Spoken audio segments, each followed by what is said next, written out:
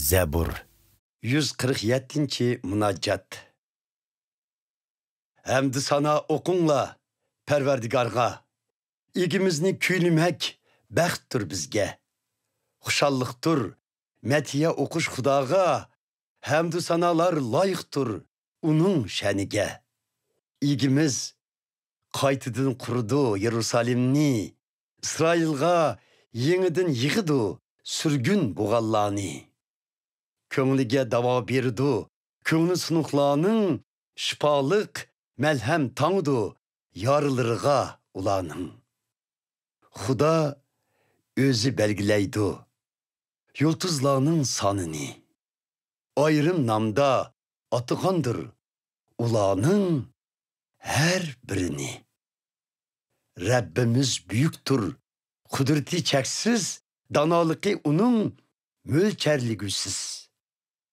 Perverdigar yölep kötürer acizlani, u yergi urar pasık rezillani. Perverdigarga şükür itip koşak kitinla, koşaklani saz lirada tenkeş kılıp itinla.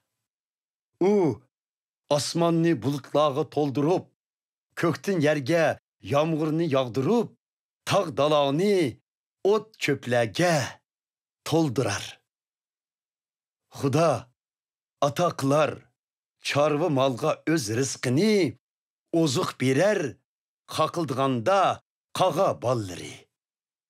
U söyünmez at küçüdün, kebdes çaqqan adam putudun. Perverdigar söyüner özge ixlas qığalladın. Onun mengülük muhabbetike ümit bağlıgalladın. Ey Yerusalim, Perverdigarni alkışla. Ey Siyon, metiye oku Xudayınga. Çünkü Perverdigar dervaz takaklarını mehkem kılar, sepil işideki perzentlerine bəxit ataklar. U kevralarınıca asayişlik ilip kiler. U sileni buğdayının isli bilen temiller.